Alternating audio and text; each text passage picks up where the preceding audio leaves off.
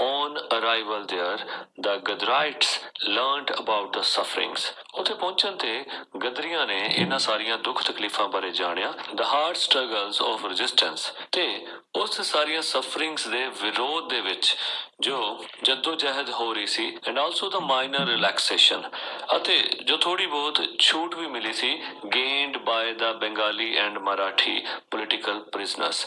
ਬੰਗਾਲੀ ਅਤੇ ਮਰਾਠੀ ਰਾਜਨੀਤਿਕ ਕੈਦੀਆਂ ਨੂੰ ਜੋ ਥੋੜੀ ਬਹੁਤ ਛੂਟ ਵੀ ਮਿਲੀ ਸੀ, ਉਹਦੇ ਬਾਰੇ ਵੀ ਉਹਨਾਂ ਨੇ ਜਾਣਿਆ। Right in the beginning, ਬਿਲਕੁਲ ਸ਼ੁਰੂਆਤ ਦੇ ਵਿੱਚ, they resolved, ਉਹਨਾਂ ਨੇ ਫੈਸਲਾ ਕੀਤਾ not to suffer, ਕਿ ਉਹ ਬਰਦਾਸ਼ਤ ਨਹੀਂ ਕਰਨਗੇ any indignity, ਕੋਈ ਬੇਇੱਜ਼ਤੀ ਹੋਈ or abuse, ਜੇ ਕਿਸੇ ਨੇ ਕੋਈ ਗਾਲ ਕੱਢੀ, without a determined retaliation. retaliation ਤੋਂ ਭਾਵ ਹੁੰਦਾ ਕਿਸੇ ਦੇ ਜ਼ੁਲਮ ਦਾ, ਕਿਸੇ ਦੇ ਕੀਤੇ ਹੋਏ ਅਟੈਕ ਦਾ ਜਵਾਬ ਦੇਣਾ। ਸੋ determined retaliation ਹੋ ਗਿਆ ਕਿ ਉਹਨਾਂ ਨੇ ਠਾਣ ਲਿਆ ਸੀ ਕਿ ਉਹ ਰਿਟੈਲੀਏਟ ਕਰਨਗੇ, ਭਾਵ ਉਹਨਾਂ ਦੇ ਜ਼ੁਲਮ ਦਾ ਜਵਾਬ ਦੇਣਗੇ, ਤੇ ਉਹ ਡਿਟਰਮਿੰਡ ਸਨ, ਪੱਕੇ ਇਰਾਦੇ ਵਾਲੇ ਸਨ ਕਿ ਉਹ ਇਹ ਸਭ ਕੁਝ ਬਰਦਾਸ਼ਤ ਨਹੀਂ ਕਰਨਗੇ।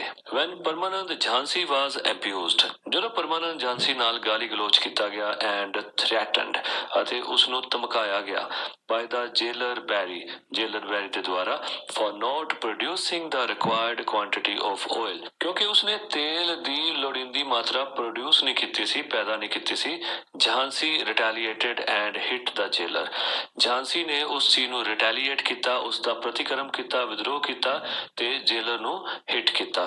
As the jailer fell down, ਜਿਵੇਂ ਹੀ ਜੇਲਰ ਨੀਚੇ ਗਿਰਿਆ, Jhansi was mercilessly beaten by the warders, Jhansi ਨੂੰ ਬੜੀ ਬੇਦਰਦੀ ਦੇ ਨਾਲ ਵਾਰਡਰਸ ਦੇ ਦੁਆਰਾ ਮਾਰਿਆ ਗਿਆ। The fall of the demigod, ਇਹ ਜੋ ਬਨਾਵਟੀ ਰੱਬ ਬਣਿਆ ਹੋਇਆ ਸੀ, ਜੋ ਆਪਣੇ ਆਪ ਨੂੰ ਭਗਵਾਨ ਕਹਿੰਦਾ ਸੀ, ਝਾਂਸੀ ਦੇ ਦੁਆਰਾ ਮਾਰੇ ਜਾਣ ਤੇ ਨੀਚੇ ਗਿਰਨ ਨਾਲ, and horrendous torture of Jhansi, ਅਤੇ ਜੋ ਉਸ ਡੈਮੀਗੋਡ ਦੇ ਉੱਤੇ ਝਾਂਸੀ ਦਾ horrendous torture ਹੋਇਆ, ਭਾਵ ਭਿਆਨਕ ਜ਼ੁਲਮ ਹੋਇਆ, created quite a stir in the small world of the jail, ਉਸਨੇ ਉਸ ਜੇਲ ਦੀ ਛੋਟੀ ਦੁਨੀਆ ਵਿੱਚ ਭਾਰੀ ਉਥਲ ਪੁਥਲ ਕਰ ਦਿੱਤੀ।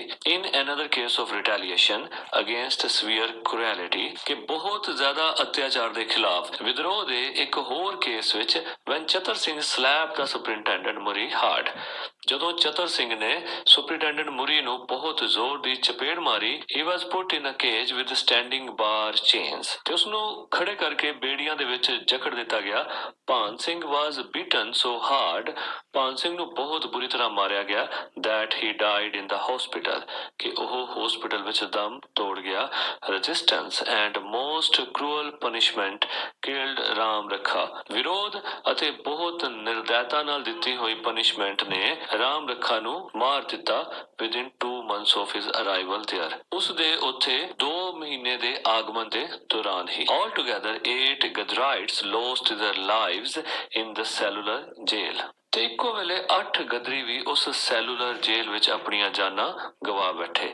But they continued repeated strikes from work and hunger strikes led by Pakna, Prithvi Singh, Udham Singh Kasal and Vasakha Singh, joined by 25 others for their rights as political prisoners। ਪਰ ਇਹਨਾਂ ਜ਼ੁਲਮਾਂ ਦੇ ਬਾਵਜੂਦ ਵੀ ਉਹਨਾਂ ਨੇ ਲਗਾਤਾਰ ਆਪਣੇ ਕੰਮ ਤੋਂ ਹੜਤਾਲ ਅਤੇ ਭੁੱਖ ਹੜਤਾਲ ਜਾਰੀ ਰੱਖੀ। ਇਹ ਹੜਤਾਲਾਂ ਕਰਨ ਵਾਲੇ ਸਨ ਪਕਨਾ, ਪ੍ਰਿਥਵੀ ਸਿੰਘ, ਊਧਮ ਸਿੰਘ ਕਸੈਲ, ਵਸਾਖਾ ਸਿੰਘ, ਜਿਨ੍ਹਾਂ ਨਾਲ ਹੋਰ 25 ਲੋਕ ਵੀ ਜੁੜ ਗਏ ਸਨ, ਜੋ ਕਿ ਰਾਜਨੀਤਿਕ ਕੈਦੀਆਂ ਵਜੋਂ ਆਪਣੇ ਹੱਕਾਂ ਦੀ ਮੰਗ ਕਰਦੇ ਸਨ, and in defence of their fellows, ਅਤੇ ਨਾਲ ਹੀ ਆਪਣੇ ਕੈਦੀ ਮਿੱਤਰਾਂ ਦੇ ਬਚਾਅ ਦੀ ਵੀ। At one time, ਇੱਕ ਸਮੇਂ, the number who joined the strike rose to about 100। ਹੜਤਾਲ ਨੂੰ ਜੁਆਇਨ ਕਰਨ ਵਾਲਿਆਂ ਦੀ ਗਿਣਤੀ 100 ਤੋਂ ਪਾਰ ਚਲੇਗੀ।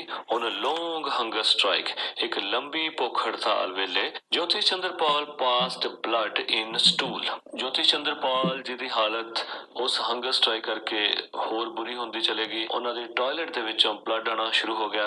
Refused to relent and after a month went totally mad and was removed to a mental hospital। ਉਹਨਾਂ ਨੇ ਝੁਕਣ ਤੋਂ ਫਿਰ ਵੀ ਇਨਕਾਰ ਕਰ ਦਿੱਤਾ ਅਤੇ 1 ਮਹੀਨੇ ਬਾਅਦ ਉਹ ਪੂਰੀ ਤਰ੍ਹਾਂ ਪਾਗਲ ਹੋ ਗਏ ਅਤੇ ਉਹਨਾਂ ਨੂੰ ਮੈਂਟਲ ਹਸਪੀਟਲ ਭੇਜ ਦਿੱਤਾ ਗਿਆ। ਪ੍ਰਿਥਵੀ Singh continued the hunger strike for 4 months। ਪ੍ਰਿਥਵੀ ਸਿੰਘ ਨੇ 4 ਮਹੀਨੇ ਤੱਕ ਉਹ ਭੁੱਖ ਹੜਤਾਲ ਜਾਰੀ ਰੱਖੀ। resisting entreaties, resisting ਹੁੰਦਾ ਵਿਰੋਧ ਕਰਨਾ, ਮਨਾ ਕਰ ਦੇਣਾ, entreaties ਯਾਨੀ request, ਕਿ ਜੋ ਰਿਕੁਐਸਟ ਉਹਨੂੰ ਆ ਰਹੀਆਂ ਸੀ even by the best friends, ਉਸਦੇ ਬਹੁਤ ਹੀ ਵਧੀਆ ਮਿੱਤਰਾਂ ਵੱਲੋਂ ਜੋ ਉਸਨੂੰ ਰਿਕੁਐਸਟ ਆ ਰਹੀਆਂ ਸਨ ਕਿ ਉਸਨੂੰ ਹੰਗਰ ਸਟ੍ਰਾਈਕ ਛੱਡ ਦੇਣੀ ਚਾਹੀਦੀ ਹੈ, ਉਸਨੂੰ ਵੀ ਉਸਨੇ ਮਨਾ ਕਰ ਦਿੱਤਾ।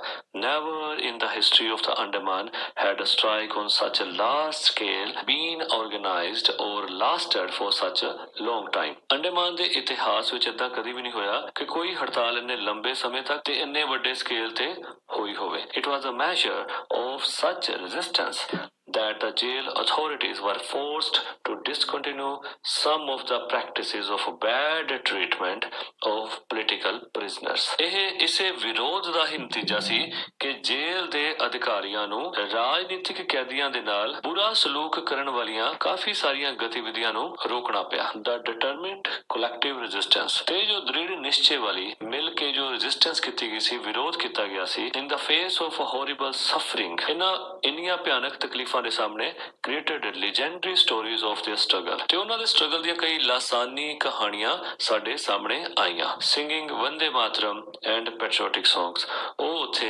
ਵੰਦੇ ਮਾਤਰਮ ਗਾਉਂਦੇ, ਦੇਸ਼ ਭਗਤੀ ਦੇ ਗੀਤ ਗਾਉਂਦੇ, reciting ਗੁਰਬਾਣੀ ਪੜ੍ਹਦੇ and taking the harshest physical punishments in their strides, ਅਤੇ ਆਪਣੇ ਉੱਤੇ ਇਹਨਾਂ ਕਠੋਰ ਸਰੀਰਕ ਯਾਤਨਾਵਾਂ ਨੂੰ, ਸਜ਼ਾਵਾਂ ਨੂੰ ਲੈਂਦੇ ਹੋਏ, ਸਹਿਣ ਕਰਦੇ ਹੋਏ। It was like making of a new culture, ਇਸ ਤਰ੍ਹਾਂ ਸੀ ਜਿੱਦਾਂ ਕਿ ਉਹ ਇੱਕ ਨਵਾਂ ਸੱਭਿਆਚਾਰ ਬਣਾ ਰਹੇ ਹੋਣ of the dignity, ਇੱਕ ਮਾਣ ਸਨਮਾਨ ਦਾ culture of fighting brutal forces, ਉਸ ਕਠੋਰ ਸ਼ਕਤੀਆਂ ਦੇ ਨਾਲ ਲੜਨ ਦਾ with soul force, ਆਪਣੀ ਆਤਮਾ ਦੀ ਸ਼ਕਤੀ ਦੇ ਨਾਲ until they were either released in 1921, ਜਦ ਤੱਕ ਕਿ ਉਹਨਾਂ ਵਿੱਚੋਂ ਕਾਫੀਆਂ ਨੂੰ 1921 ਦੇ ਵਿੱਚ ਛੱਡ ਨਹੀਂ ਦਿੱਤਾ ਗਿਆ, ਆਜ਼ਾਦ ਨਹੀਂ ਕਰ ਦਿੱਤਾ ਗਿਆ or transfer to jails on the mainland, ਜਾਂ ਉਹਨਾਂ ਨੂੰ ਭਾਰਤ ਦੀ ਮੁੱਖ ਧਰਤੀ ਭਾਵ ਜੋ ਮੇਨ ਭਾਰਤ ਸੀ ਉਸ ਦੀਆਂ ਜੇਲ੍ਹਾਂ ਦੇ ਵਿੱਚ ਟ੍ਰਾਂਸਫਰ ਨਹੀਂ ਕਰ ਦਿੱਤਾ ਗਿਆ। The sufferings and the daring resistance of these living martyrs, ਇਹਨਾਂ ਜਿੰਦਾ ਸ਼ਹੀਦਾਂ ਦੀਆਂ ਪੀੜਾਂ